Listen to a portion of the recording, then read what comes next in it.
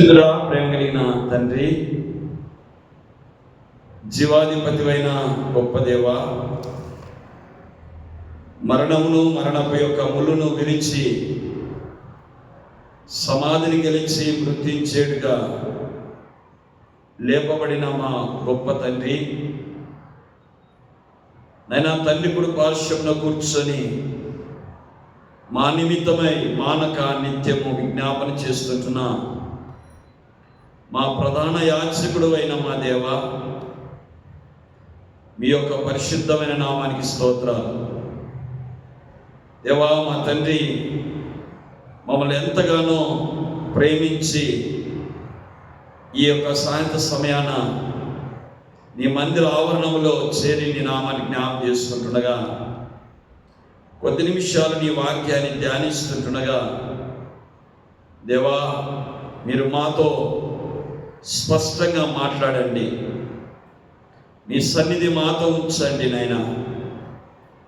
దేవా నా తండ్రి, ఒక్కొక్కరితో కూడా మా అందరి హృదయాలను తెప్పరిల్ల చేయండి. మా అందరి హృదయాలను తృప్తిపరచండి. మా అందరి హృదయాలతో ఈ వాక్యము ద్వారా మమ్మల్ని గద్దించి ధైర్యపరచండి. దేవా, వాక్యాన్ని అందించబోతున్న నన్ను మీ శిలువ చాటును మరుగుపరిచి నీ నోటుకురగా నన్ను వాడుకొని నడిపించమని, పరిశుద్ధాత్మ వాక్కు శక్తిని అనుగ్రహించమని, యేసయ్య బలమైన శక్తి కలిగిన నామాన్ని బట్టి, జీవం గల నామాన్ని బట్టి అతి వినయంతో అడిగి వేడుకుంటున్నాము తండ్రి. ఆమేన్, ఆమేన్. ప్రభునందు ప్రియులారా, మరి ఒక్కసారి యేసుక్రీస్తు పరిశుద్ధమైన నామంలో నా హృదయపూర్వకమైన శుభాభివందనాలు మీకు తెలియపరుస్తున్నాను. ఈ 2025వ సంవత్సరంలో దేవుడు లెంట్ డేస్ ఆరాధన కార్యక్రమానికి దేవుడిచ్చిన వాగ్దానం, లేకపోతే మూల వాక్యము యెషయా గ్రంథము 9వ అధ్యాయం 7వ వచనంలో, మితి లేకుండా క్షేమమును యెహోవా ఆసక్తి కలిగి దానిని నెరవేర్చును. మితి లేకుండా క్షేమమును యెహోవా ఆసక్తి కలిగి దానిని నెరవేర్చును. ప్రియులారా, మన దేవుడు మన క్షేమాన్ని, ఆరోగ్యాన్ని అనుగ్రహించారు కాబట్టి ఈరోజు వరకు కూడా దేవాతి దేవుడు మనలందరినీ కూడా సజీవమైన లెక్కలో చేర్పించినాడు. అంటే సజీవమైన లెక్కలో ఉంటున్న మనము ధన్యులమని, లేకపోతే లోకాన్ని విడిచిపెట్టిన వారు మరి లేకపోతే చెడ్డవారని కాదు. నిజంగా ప్రియులారా, వారు లోకాన్ని వదిలిపెట్టిన వారే చాలా ధన్యులు. ఎందుకంటే ఈ పాప స్థితిని చూడకుండా, భయంకరమైన పరిస్థితులు అనుభవించకుండా దేవుని యొక్క సన్నిధిలో సంతోషంగా, ఆనందంగా గడపటానికి దేవుడు మంచి అవకాశాన్ని దయచేస్తుంటున్నాడు. మరి విడవబడిన మనము కూడా దేవతి దేవుడు మనకు క్షేమాన్ని దయచేశాడు, మనల్ని ప్రేమించిన దేవుడు. కానీ మనము కూడా మరి మరణం కొరకై మనం సిద్ధపడుతుంటున్నాం, లేకపోతే ప్రభు రాకడ కొరకై సిద్ధపడే వారుగా మనం ఉండాలి. ఏ సమయమున ఏమి సంభవిస్తుందో మనకు తెలియదు. కాబట్టి మనం ఆయుష్తో ఉన్నాం కాబట్టి, బ్రతికి ఉంటున్నాం కాబట్టి, ఇంకా మనలో ఏదైనా పొరపాట్లు ఉంటున్నాయేమో, ఏదైనా సరిదిద్దుకునే మరి పరిస్థితులు ఉంటున్నాయేమో, అందుకేనేమో జీవంతో మనల్ని నిలబెట్టాడు. కాబట్టి సరిదిద్దుకునే అవకాశాన్ని దేవుడు దయచేస్తుంటున్నాడు. కాబట్టి మన అపరాధాలను, మన పాపాలను దేవుడి దగ్గర మనం ఒప్పుకుందాం, వాటిని విడిచిపెడదాం. యేసుక్రీస్తు రక్తము చేత మనం కడగబడి పశ్చాత్తాపముతో, ప్రభువా నీ రాకడ కొరకై మేమందరం కూడా సిద్ధపడి ఉంటున్నాం ప్రభువా, ఐఎమ్ రెడీ అని మనం సిద్ధంగా ఉండాలని ప్రభునామములో నేను మనం కోరుకుంటున్నాను. ఒక దైవ సేవకునిగా దేవుని నామానికి స్తోత్రాలు. క్షేమాన్ని అనుగ్రహించే దేవుడు మనకు అనేకమైన అంశాల ద్వారా దేవుడు మనతో మాట్లాడాడు.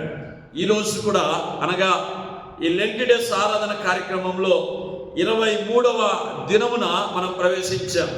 ఈ 23వ దినమున కూడా దేవుడు మనతో మాట్లాడుతున్న విషయం ఏంటంటే, మరి క్షేమాన్ని దయచేస్తున్న దేవుడు, నీకు ముందుగా నడిచే దేవుడు. హల్లెలూయా, హల్లెలూయా.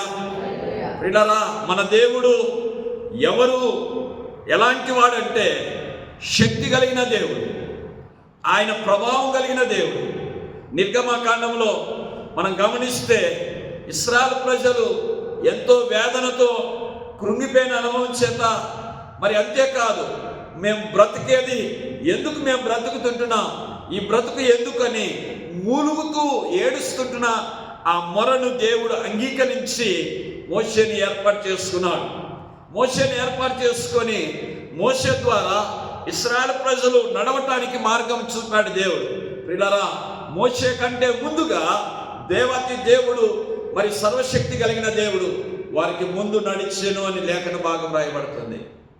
నిర్గమకాండం 14వ అధ్యాయంలో మనం చూస్తే ప్రియులారా, దేవాతి దేవుడు అగ్ని స్తంభముగాను మేఘ స్తంభముగాను వారికి ముందు నడిచెను, వెనుక నడిచెను, వారి చుట్టూ ఉండేనని దేవుని యొక్క వాక్యం సెలవిస్తుంది. ప్రియులారా, కారణం ఏమిటంటే దేవాతి దేవుడు తన బిడ్డలకు ఎలాంటి గొప్ప అవకాశమును దేవుడు దయచేస్తున్నాడంటే, మనం ముందు వెళితే మన పనులు జరగవు, మనం ముందు వెళితే కార్యాలు జరగవు, మనం ముందు ఉంటే మన యొక్క ఆలోచనలన్నీ కూడా వ్యర్థమే. కానీ ప్రియులారా, మన దేవుడు మన ముందు ఉండాలి. మన ముందు మాత్రమే కాదు, మన కుటుంబానికి ఆయన నాయకుడిగా ఉండాలి. దయచేసి గమనించాలి ప్రియులారా, ఈ భాగంలో యెషయా గ్రంథము 45వ అధ్యాయంలో మనం గమనించినప్పుడు ఇక్కడ దేవుడు ఒక వ్యక్తితో వాగ్దానం చేస్తుంటున్నాడు, లేకపోతే ఒక వ్యక్తితో ఆయన మాట్లాడుతూ ఉన్నాడు. ఆ వ్యక్తి ఎవరంటే కోరేషు. ప్రియులారా, కోరేషు ఇశ్రాయేలు ప్రజల్లో ఒక వ్యక్తి కాదు, కోరేషు యూదులలో ఒక వ్యక్తి కాదు, దేవుని చేత ఏర్పాటు చేయబడిన వ్యక్తి కాదు. గమనించండి ప్రియులారా, కోరేషు ఒక అన్యుడు. కోరేషు పారసిక దేశానికి రాజు. ఆయన పారసిక దేశము ప్రియులారా, మరి ఆ యొక్క కోరేషు కాలములో ప్రపంచ పటములో మహారాజ్యముగా ఉండేది. అంతేకాదు, కోరేషు 40 సంవత్సరాలలోనే రాజ్య పరిపాలన ప్రారంభించాడు.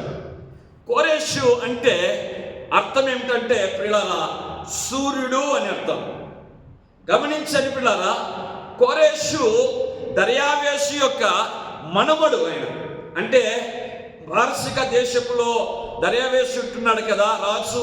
ప్రియులారా, దర్యావేషు అనే పదము మరి పారసిక దేశానికి సంబంధించినది. ఐగుప్తు దేశానికి ఫరో రాజు ఎన్ని పేర్లున్నా కానీ ఫరో అనే పేర్కొంటారు. ప్రియులారా, గమనించండి. మరి అంతేకాదు, ఈ భాగంలో మనం గమనిస్తే పరిశుద్ధ లేఖన భాగంలో మనం చూస్తే కోరేషు ఎవరంటే ఒక అన్యుడు. కానీ ప్రియులారా, గమనించండి, కోరేషుతో దేవుడు మాట్లాడుతున్నాడు. ప్రియులారా, గమనించండి ప్రియులారా, బబులోను దేశంలో ఇశ్రాయేలు ప్రజలు దాదాపుగా 70 సంవత్సరాలు దాసులుగా ఉన్నారు. చాలా నలిగిపోయారు. ఆ యొక్క ప్రదేశంలో, ఐగుప్తు దేశంలో చాలా కృంగిపోయారు.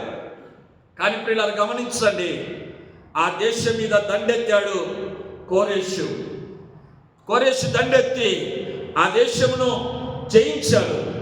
జయించిన తర్వాత ఆ దేశంలో ఉంటున్న ఎవరైతే బందీలుగా ఉంటున్నారో, అది ఇశ్రాయేలు ప్రజలు కావచ్చు, వేరే వాళ్ళు కావచ్చు, ఎవరైనా కావచ్చు. ప్రియులారా, మరి ఈ యొక్క కోరేషు యొక్క గుణం ఎలాంటిదంటే, వారిని అందరినీ కూడా జయించి తీసుకొని వచ్చి దాసులుగా ఉంటున్న వారికి ఒక సదవకాశం ఇస్తుంటున్నాడు. మీ పట్టణాలకు మీరు వెళ్ళిపోండి. మీరు ఏ దేశం నుంచి వచ్చారో ఆ దేశానికి మీరు వెళ్ళిపోండి అని చాలా చక్కగా మరి స్వాతంత్రాన్ని ఇచ్చిన వ్యక్తి కోరేషు.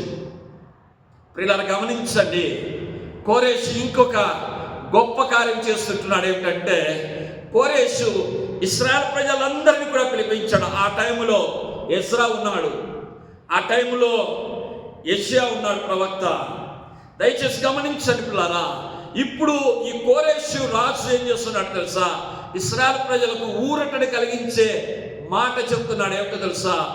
మీరు మీ దేశానికి వెళ్ళి, మీ దేశంలో పాడైపోయిన పట్టణాలు ఉన్నాయి కదా, పాడైపోయిన మరి భవనాలు ఉంటున్నాయి కదా, దానికంటే ప్రాముఖ్యంగా పాడైపోయిన దేవుడి యొక్క మందిరం ఉంటున్నది చూడండి, ఆ మందిరాన్ని మీరు కట్టుకోనండి. ఎంత గొప్ప అవకాశం ఇస్తుంటున్నాడు కదండి మరి కోరేషు. పిల్లలు గమనించండి, ఇశ్రాయేలు ప్రజలకు ఇంత గొప్ప అవకాశము మరి కోరేషు రాజు ఇస్తుంటున్నాడు. కాబట్టి ఇప్పుడు కోరేషుతో దేవుడు మాట్లాడుతూ ఉన్నాడు. అంటే దేవుని కార్యాలు ఎప్పుడైతే మనం చేస్తామో, మనము అన్యులమే, మనమేమి ఇశ్రాయేలు ప్రజలము కాదు పిల్లరా, మనమేమి మరి యూదులము కాదు, మరి ఇశ్రాయేలు ప్రజలు సహానుభావం కలిగిన వారము కాదని ఎఫెసీయులకు రాసిన పత్రికలో మనం చూసాం. మనమందరం కూడా దూరస్తులమే. కానీ దూరస్తులైన మనలను మన దేవుడు ఏం చేస్తున్నాడంట? సమీపస్తులుగా చేశాడు. ఏ విధంగా? తన రక్తమిచ్చి ప్రాణమిచ్చి మనలందరినీ కూడా యేసుప్రభు వారి యొక్క పాత్రలుగా, లేకపోతే యేసుప్రభు వారి యొక్క వారసత్వాన్ని మన దేవాతి దేవుడు మనకి ఇచ్చాడు. వారసత్వాన్ని కలిగిన మనము, నా ప్రియమైన వారులారా, కోరేషుతో దేవుడు మాట్లాడుతూ ఉన్నాడు. ఇంకొక విషయం ఏంటండి, విచిత్రమైన విషయం. దావీదు దేవుని మందిరం కట్టాలన్నాడు కదా, కానీ దేవుడు ఏం చేశాడు? దావీదుతో నువ్వు కట్టకూడదయ్యా అన్నాడు. చాలా విచిత్రమైన విషయం ఏంటో తెలుసా? కోరేషుకు దేవుడు ఆజ్ఞాపిస్తున్నాడు, మీరు వెళ్ళి ఆ యొక్క మందిరాన్ని కట్టుకోనండి. కోరేషు కఠినంగా లేడండి. కోరేషు మందిరాన్ని మీరు ఎలా కట్టుకుంటారు అని ఆటంకపరచలేదు. మందిరాన్ని మీరు కట్టుకొనటానికి వెళ్ళండి అని మొదటి దినవృత్తాంతాల గ్రంథంలో మనం చూడగలం. ఆ యొక్క కోరేషు గురించి కొన్ని విషయాలు మనం చూడగలం. దయచేసి చూడండి, మొదటి దినవృత్తాంతాల గ్రంథం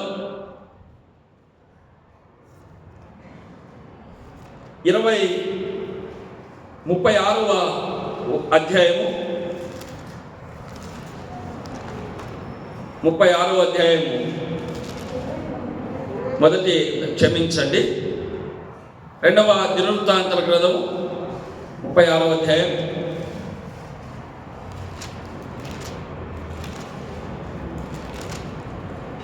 36వ అధ్యాయం మరి 36వ అధ్యాయము మరి కొన్ని వచనాలు మనం గమనిస్తే ఆ భాగంలో కొన్ని విషయాలు మనం చూస్తాము. అక్కడ కోరేషు 23వ వచనం చూడండి, 23 పారసీక దేశము రాజైన కోరేషు ఆజ్ఞాపించినదేమనగా, ఆకాశ మండలి దేవుడైన యెహోవా లోకమందున్న సకల జనులకును నా వశము చేసి యూదా దేశమందు యెరూషలేములో తనకు మందిరము కట్టించుమని నాకు ఆజ్ఞ ఇచ్చిచున్నాడు. ఇక్కడ చూడండి పిల్లరా, మోషేకు తమాషా ఎక్కువ మనం చూస్తే, మోషే ఇశ్రాయేల్ జనాంగానికి రాజు కదా, కానీ దేవుడు ఏం చేస్తున్నాడు? నువ్వు కట్టడానికి వీలు లేదన్నాడు. కానీ కోరేషుకు దేవుడు ఎంత అవకాశం ఇస్తుంటున్నాడో చూడండి.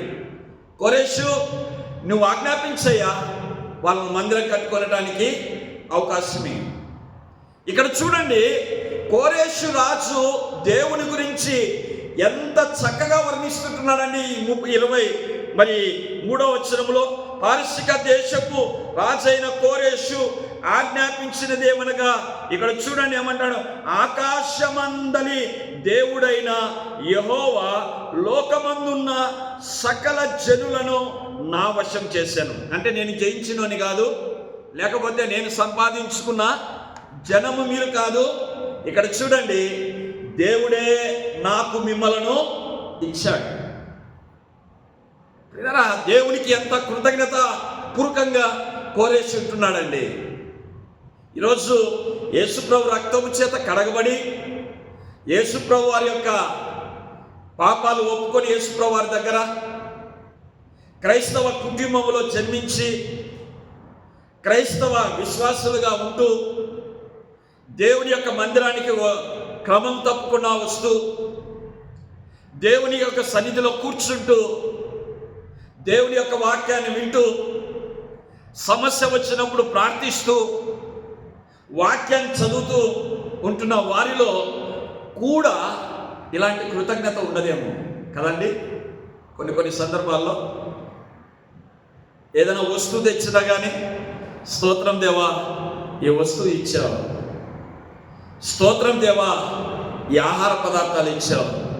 సంతకు వెళ్తావు, సంతలో అంతా మూట కట్టుకొని ఇంటికి తీసుకొని వచ్చి శుభ్రపరుస్తావు తప్ప, ప్రభా ఈ యొక్క కూరగాయలను నాకు దయచేసే ప్రభా అని కృతజ్ఞతాస్తుతులు చెల్లిస్తుంటున్నామా?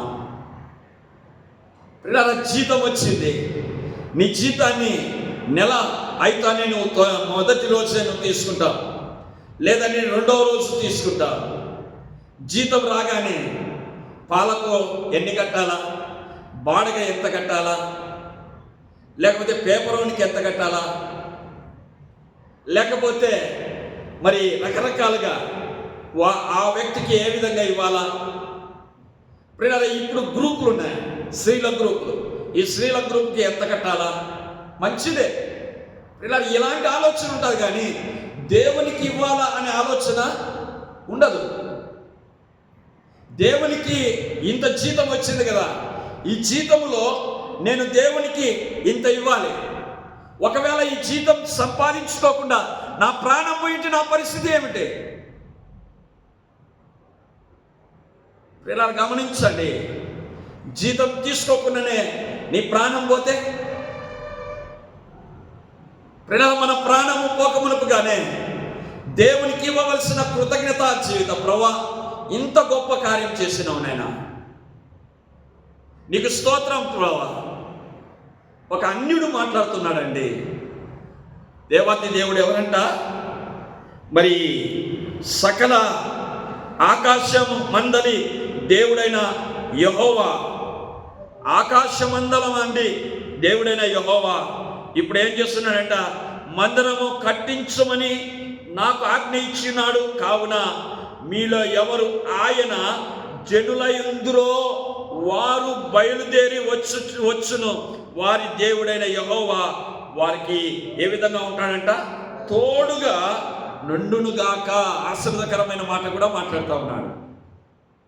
ఎవరైతే మందిరం కట్టడానికి పూనుకుంటారో, ఎవరైతే దేవుని యొక్క కార్యాలు చేయటానికి పూనుకుంటారో, ఒక అన్యుడు చెప్తుంటున్నాడు, దేవుడు మీకు తోడుగా ఉండునుగాక.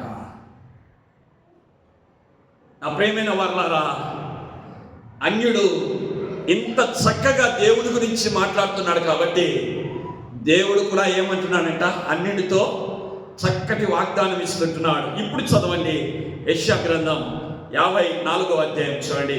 యెషయా గ్రంథం 45వ అధ్యాయం, క్షమించండి, యెషయా గ్రంథం 45వ అధ్యాయం మొదటి వచనంలో చూడండి. అతని పక్షమున జనములను జయించుటకు నేను అతని కుడి చేతిని, ఎవరు?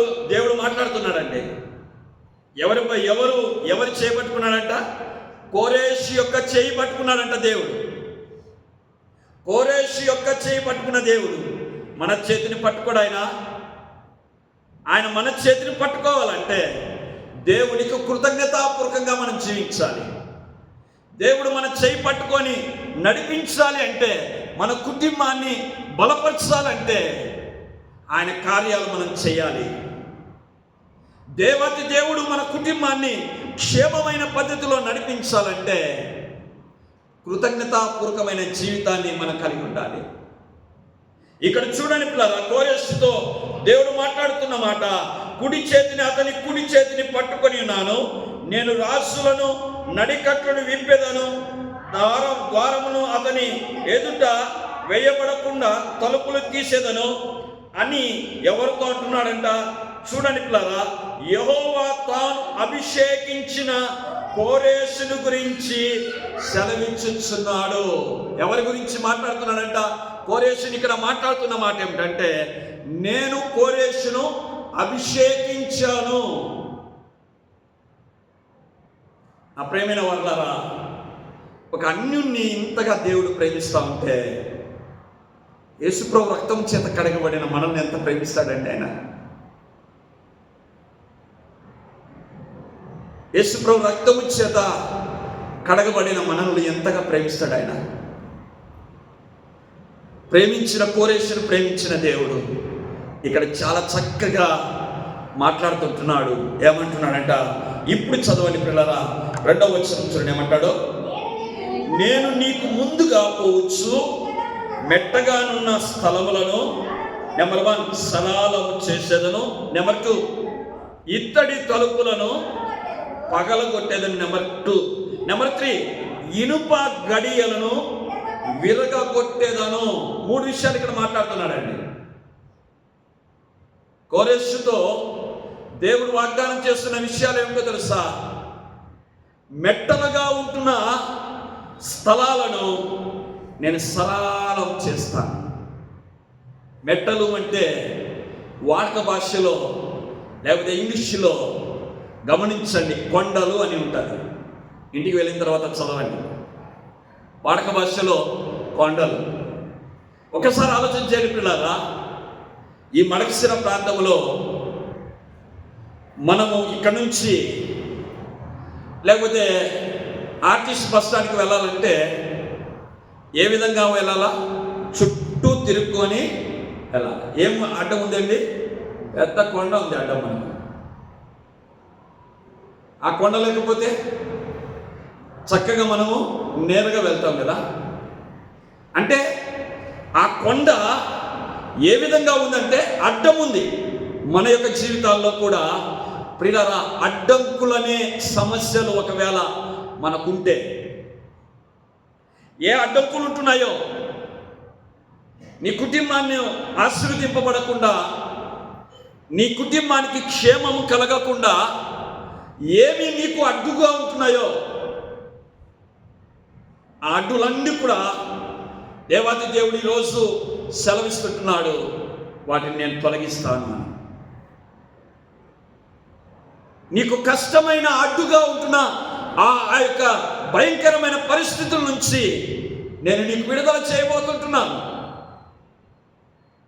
నా ప్రియమైన వారలారా, విడుదల కావాలి. ఆ కొండలు అడ్డం నుండి మనకు మెట్టల నుంచి సరళమైన మార్గం అంటే దేవుని దగ్గరికి మనం చక్కగా వెళ్ళాలి. దేవుని దగ్గరికి వెళ్ళకుండా ఏమి అడ్డుగా ఉంటున్నాయో మన పాపాలు, మన ప్రార్థన దేవుని దగ్గరికి వెళ్ళకుండా ఏమి అడ్డుగా ఉంటున్నాయో. అందుకే యెషయా గ్రంథకర్త చెలవిస్తాడు కదా, మీరు ప్రార్థన చేస్తుంటున్నారు, మంచిదే. మీరు సహాయం అడుగుతూ ఉంటున్నారు, మంచిదే. సజీవమైన దేవుడు, వినే దేవుడు ఉంటున్నాడు, మంచిదే. సహాయం చేయడానికి ఆయన చేతులు చాపుతున్నాడు, మంచిదే. కానీ మీకును దేవునికి సహాయం చేయకుండా, మీ ప్రార్థన వినపడకుండా మీ పాపములు అడ్డు వచ్చెను. వినరా, ఈ అడ్డుగా వచ్చే ఈ పాపములు ఏ సమస్య అయినా కానీ మనము ఆ సమస్యలను ఎదిరించలేమండి. ఆ సమస్యలను, అడ్డులను మనం తొలగించాలంటే ఒకటే, ప్రార్థనే. అందుకే యేసుప్రభువు వారు చాలా స్పష్టంగా మత్తయి రాసిన సువార్తలో 17వ అధ్యాయంలో చూడండి ఏమంటున్నాడు. మత్తయి రాసిన సువార్త 17వ అధ్యాయం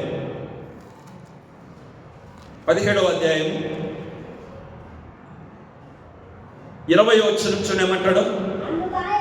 అందుకైన మీ అల్ప విశ్వాసం చేతనే మీకు ఆవగింజంత విశ్వాసం ఉన్న ఎడల ఈ కొండను చూచి ఇక్కడ నుండి అక్కడికి పొమ్మనగానే అది పోవును, మీకు అసాధ్యమైనది ఏదైనాను నున్నదనని నిశ్చయముగా మీతో చెప్పుచున్నాను. మీకు అసాధ్యమైనది అంటే మీ ప్రార్థన చేస్తే మీ ప్రార్థనకు ఏదైనా అసాధ్యం జరుగుతుందండి? మన ప్రార్థన చేస్తే ఆ ప్రార్థనకు దేవుడు జవాబిస్తాడు. కానీ మనం ప్రార్థించేది ఏ విధంగా ప్రార్థిస్తున్నామంటే అవిశ్వాసంతో ప్రార్థిస్తున్నాం. అంటే దేవుని మీద ఆధారపడలేదు. మంత్రగాని మాటలు వింటారు, ప్రియులారా, చేతుబడి చేసే వారి మాటలు వింటారు, మరి పనికిరాని మాటలు చెప్పే వారి మాటలు వింటారు, కానీ దేవుని మాటలు వినరు. దేవుని మీద ఆధారపడం మనం. నా ప్రియమైన వాళ్ళని గమనించండి, నీకు ఎలాంటి పరిస్థితి అయినా కానీ నీకు అడ్డుగా ఉంటున్న ప్రతి ఒక్కటి కూడా తొలగింపబడాలంటే విశ్వాసంతో ప్రార్థన చేయి. విశ్వాసంతో ప్రార్థన చేయంటే ప్రియులారా, ఆయనతో నువ్వు సంబంధం కలిగి ఉండు. కోరెషు దేవుని చేత అభిషేకింపబడిన వాడని దేవుని యొక్క వాక్యం చెప్తుంది. కోరెషు చేస్తున్న పని ఏమిటో తెలుసా? సర్వశక్తి కలిగిన దేవుడు, ఆకాశమందున్న దేవుని యొక్క ప్రజలారా, దేవుని మందిరాన్ని కట్టుకునటానికి మీరు బయలుదేరండి, దేవుడు నాకు ఆజ్ఞాపించాడు.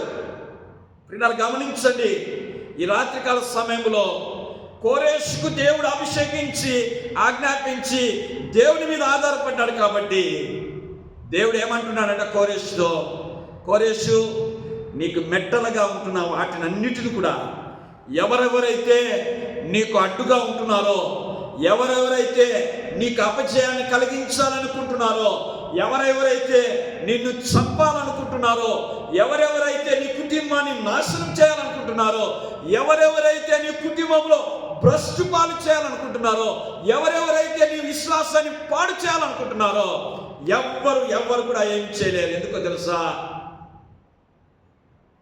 నేను నీకు తోడుగా ఉన్నాను. నేను నీకు తోడుగా ఉన్నాను. మెట్టలుగా ఉంటున్న ప్రతి స్థలాన్ని కూడా సరళం చేస్తాను నేను. ప్రియులారా, అంత గొప్ప దేవుడు అండి మన దేవుడు.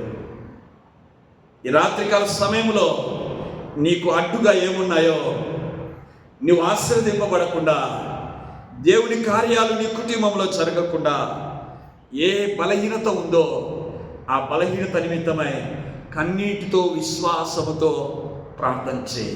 ప్రార్థన చేస్తే కొండను ఏమంటాడంట దేవుడు, ఆ కొండ కూడా తొలగించే శక్తిని దేవుడు. ఎంత విశ్వాసం ఉండాలంట?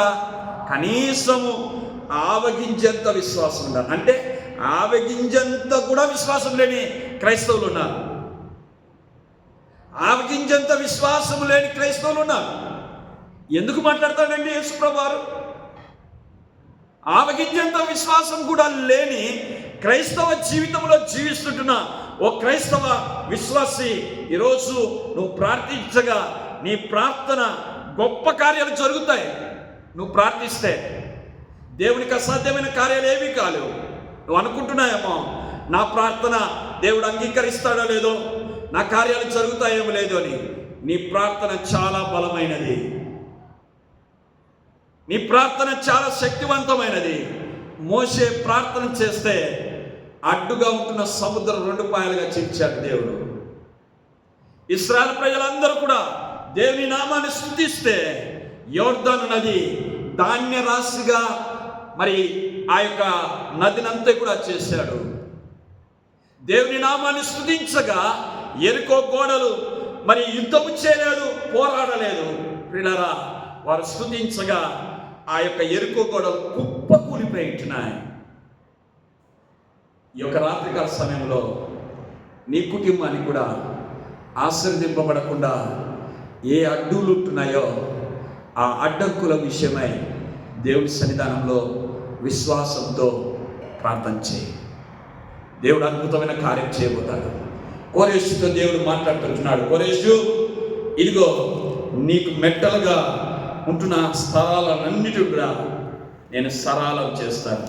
నెంబర్ 1 ఒకటి. నెంబర్ 2 ఇక్కడ చూడండి పిల్లరా, కోరెషుతో మాట్లాడుతున్న విషయాలను మనం చూద్దాం. 45వ అధ్యాయం మరి ఏమంటున్నాడంట 22వ వచనంలో, నేను నీకు ముందుగా పోవచ్చు మెట్టలుగా ఉన్న స్థలములను సరళం చేస్తాను. నెంబర్ 2 ఇక్కడ రెండవది ఏంటంటే ఇత్తడి తలుపులను పగలగొట్టేదను. ఇత్తడి అంటే మరి పిల్లల వాడుక భాషలో కంచు అంటారు. కంచు చాలా గట్టిగా ఉంటుంది కదండి. పిల్లల ఇత్తడి తలుపులు కూడా వాళ్ళు బిగించుకున్న తలుపులు మనం చిన్న చిన్న చందమామ కథలు చదువుతూ ఉంటాం. ఆ చందమామ కథలు ఇప్పుడు చందమామ బుక్కులు లేవులేండి. చందమామ కథలలో రాజులు ఆ యొక్క మరి కోటలను పగలగొట్టాలంటే ఏనుగులు వచ్చి దొబ్బితే ఏనుగులు ఆ యొక్క దొబ్బితే ఇనుప కడ్డీలు, దానికి ఏనుగులకు కూడా ఇనుప మరి శూలాలు పెట్టింటారు. అవి దొబ్బినా కానీ కొన్ని సందర్భాలలో కథలు చెప్తా ఉంటారు పగలలేదు అని. వినరా, అలాంటి పగలని అనుభవాలను కూడా దయచేసి ఈ మరి ఇత్తడి దేనికి సాదృశ్యంగా ఉంటున్నదంటే బాధలకు సాదృశ్యం. ఈ బాధలు ఏదైనా ఈ భయంకరంగా ఉంటాయా? చెప్పుకోలేని భయంకరమైన బాధలా? దయచేసి గమనించండి పిల్లారా, కొన్ని సందర్భాలలో ఎవరు బాధ పెట్టకపోయినా ఒంటరిగా ఉండి తలంపుల ద్వారా బాధపడతా ఉంటారు, మనస్సులో బాధపడతా ఉంటారు. ఏమిటి నా కుటుంబం, నా పిల్లలు ఏమి, నేను ఎందుకు బ్రతుకుతున్నాను, నా పరిస్థితి ఏమిటి? రకరకాలైన ఆలోచనలు. ఈ రకరకాలైన ఆలోచన ద్వారా నీ శరీరం కుంగిపోతుంది కదా, బలహీనంగా మార్చబడుతుంది కదా. నిన్ను కృంగదీసే ఈ యొక్క బాధకరమైన విషయాల నుంచి దేవుడు నిన్ను బయటికి తొలగించబోతుంటున్నాడు. దేవుడు నీకు విడుదల చేయబోతుంటున్నాడు. ఆమేన్, ఆమేన్. కాబట్టి ప్రియులారా గమనించండి, కోరేషుతో మాట్లాడిన దేవుడు మనతో కూడా మాట్లాడుతుంటాడు. దయచేసి చూడండి, కీర్తనల గ్రంథంలో అక్కడ మరి దావీదు భక్తుడు చాలా స్పష్టంగా మాట్లాడుకుంటున్న మాటలను 13వ కీర్తన చూడండి. మనం త్వరగా ముగించుకున్నాం. కీర్తనల గ్రంథం 13వ కీర్తన 2వ వచనం చూడండి, ఏమన్నాడు? ఎంతవరకు ప్రభువా నా మనస్సులో నేను చింతపడుదును, ఎంతవరకు నా హృదయములో పగలంతయు దుఃఖాక్రాంతులున్నాయిందును, ఎంతవరకు నా శత్రువులు నా మీద నన్ను హెచ్చించుకొనును. ప్రియులారా గమనించండి, తన వేదనంతా కూడా దేవుని దగ్గర మొరపెడుతున్నాడండి దావీదు. ఎవరికి చెప్పుకోలేదు తన వేదన, ఎవరికి చెప్పుకోలేదు తన బాధను, కేవలం దేవునికి మాత్రమే చెప్పుకుంటున్నాడు. అమ్మా అయ్యా, నీ బాధ, నీ సమస్య ఎవరికి చెప్పుకోని అవసరం లేదు. దేవుని దగ్గర మొరపెట్టు. అయ్యా, నా కుటుంబంలో ఇలాంటి బాధ చేత నేను కురిగిపోతుంటున్నా, నిజంగా మా యొక్క కుటుంబంలో అవమానాలు జరుగుతూ ఉన్నాయి, మా కుటుంబంలో ఎంత మాత్రము కూడా సంతోషం లేదయ్యా, మేము భార్యాభర్తలమే కానీ మా ఇద్దరి మధ్య కూడా సమాధానం లేదు, మాకు దేవా మీరు పిల్లల్ని ఇచ్చావు కానీ ఈ పిల్లల ద్వారా మాకు సుఖం లేదు, వారు మమ్మల్ని సంతోష పెట్టలేదు అని నువ్వు ఒకవేళ కృంగిపోతుంటున్నావా, బాధను అనుభవిస్తూ ఉంటున్నావా? నీ పిల్లలను బట్టి కానీ, నీ భర్తను బట్టి కానీ, నీ ఉద్యోగాన్ని బట్టి కానీ, నీ భార్యని బట్టి నువ్వు కృంగిపోతుంటున్నావా? ఎవరికి చెప్పుకోవద్దమ్మా అయ్యా, ఎవరికి చెప్పుకోవద్దు, యేసయ్యకు మాత్రమే చెప్పుకో. దావీదు దేవునికి మాత్రమే చెప్పుకుంటున్నాడు. దేవా, నా శత్రువులు ఎక్కువైపోయారయ్యా, నాకు సమాధానం లేదయ్యా అని దేవుని దగ్గర మొరపెట్టాడు. కాబట్టే దావీదును దేవుడు ఏమంటాడు తెలుసా? నా ప్రియమైన మరి కుమారుడు, నా ప్రియమైన వ్యక్తి, అంతేకాదు నేను ఇష్టపడుతున్న దావీదు అని దేవుడు అంటాడు కదా. నా ప్రియ సహోదరి సహోదరా, ఈ రాత్రికాల సమయంలో ఇలాంటి అడ్డుగోడలు ఉన్నాయా? మరి కఠినమైన పరిస్థితులు ఉన్నాయా? బాధలు చెప్పుకోలేని బాధ చేత నువ్వు కృంగిపోతుంటున్నావా? భయపడద్దు. యేసయ్య ఒకరోజు నిన్ను దర్శించబోతుంటున్నాడు, నిన్ను తాకబోతుంటున్నాడు. దయచేసి చూడండి, చివరిగా మనం చూస్తే కోరెషుతో 3వ మాట దేవుడు మాట్లాడుకుంటున్నాడు. ఈ మాటను మనం చూసుకొని మనం ముగించుకుందాం. దయచేసి చూడండి, 45వ అధ్యాయం మరి 2వ వచనంలో, మొదటిగా మెట్టలుగా ఉంటున్న వాటినన్నిటిని కూడా, అంటే బాధల అడ్డుగా ఉంటున్న వాటినన్నిటిని కూడా నేను తొలగిస్తానన్నాడు. బాధలలో కూడా మరి దేని విషయంలో బాధపడద్దు, కృంగిపోవద్దు. నీ మనసులో కానీ తలపులో కానీ పరిస్థితుల్లో కృంగిపోవద్దని చెప్తున్నాడు దేవుడు. ప్రియులారా, అలాగనే చివరిగా ఇక్కడ ఏమంటాడు? ఇనుప గడియలను విరగగొట్టేదను. ఇనుప గడియలను నేను విరగొడతాను. అంటే కఠినమైన కార్యాలు, కఠినమైన పరిస్థితులు, అవి జరగకూడని జరగలేని పరిస్థితిలో ఎన్ని పర్యాయాలు చేసినా ఆ కార్యాలు జరగటం లేదు. అవి చాలా కఠినంగా ఉన్నాయి. కఠినంగా ఉన్న కార్యాలు కూడా ప్రార్థనతోనే సులువవుతాయండి. ఆ మాట యేసు ప్రభువారు ఒక మాట మాట్లాడతాడు. ఆయన ఉపమానం చెప్తాడు. లూకా రాసిన సువార్త 18వ అధ్యాయం, ఇంటికి వెళ్ళిన తర్వాత చదవండి. 2వ వచనం నుంచి 7 వచనాల వరకు కూడా కఠినమైన ఒక రాజు ఉంటున్నాడు, అధికారి. అతడు దేవునికి కానీ మనుషులకు కానీ భయపడే వ్యక్తి కాదు. కానీ ఒక పేద విధవరాలు పదే పదే అక్కడికి వెళ్ళి నాకు న్యాయం చేయి, నాకు న్యాయం చేయి అంటే ఆ కఠినమైన వ్యక్తి కూడా మారిపోయి ఆ యొక్క వ్యక్తికి న్యాయం చేస్తుంటున్నాడు. పిల్లలు గమనించని పిల్లరా, అందుకే అక్కడ యేసు ప్రభువారు అంటాడు, విసుకక ప్రార్థన చేయండి. విసుకద్దండి, ప్రార్థన చేయండి. ఎందుకు? నేను ఇన్నిసార్లు ప్రార్థన చేసినా కానీ నా ప్రార్థన అంగీకరించలేదు దేవుడని నువ్వు అనుకుంటున్నావా? కఠినముగా ఉంటున్నాడని నువ్వు అనుకుంటున్నావా? కఠినముగా లేడండి దేవుడు. ఆయన ఎలాంటి వాడు తెలుసా? నీ మనస్సును తెలుసుకునటానికి నువ్వు ఏ విధంగా విసుగుదల చెందకుండా ప్రార్థిస్తావో నీ ప్రార్థనకు ప్రతిఫలం ఏమిటో తెలుసా? కఠినమైన కార్యాలన్నీ కూడా సులువు చేసే దేవుడిగా ఉన్నాడు. వాటినన్నిటి కూడా సరళం చేసే దేవుడిగా ఉన్నాడు. కాబట్టి రాత్రికాల సమయంలో నా ప్రియ సహోదరి సహోదరుడా, మనము కోరెషుతో మాట్లాడిన దేవుడు మనతో మాట్లాడా? కోరెషుతో అభిషేకించిన దేవుడు నిన్ను నన్ను కూడా యేసు ప్రభువు తన రక్తం చేత అభిషేకించాడు. అభిషేకింపబడిన వ్యక్తులకు దేవుడిచ్చే వాగ్దానం ఏమిటో తెలుసా? ఇక్కడ రాయబడుతున్న మాట, నీవు ఎక్కడికైతే వెళ్తావో మెట్టలుగా ఉన్న స్థలాలను సరళం చేస్తాను కోరెషు. ఇత్తడి తలుపులను నేనే పగలగొడతాను, ఇనుప గడియలను నేనే విరగొడతాను. నువ్వు యుద్ధం చేయని అవసరం లేదు. నీ పక్షాన నేనుంటాను, నీకు ముందుగా ఉంటాను. ఈ రాత్రికాల సమయంలో దేవా, నా కుటుంబానికి నువ్వు ముందుగా ఉంటే చాలు నాయనా అని అడుగుదామా? ప్రార్థన చేస్తాను. దయచేసి తలలో వచ్చండి, కన్ను మూయండి, ప్రార్థిస్తాను. అందరూ తలలో వచ్చి కళ్ళు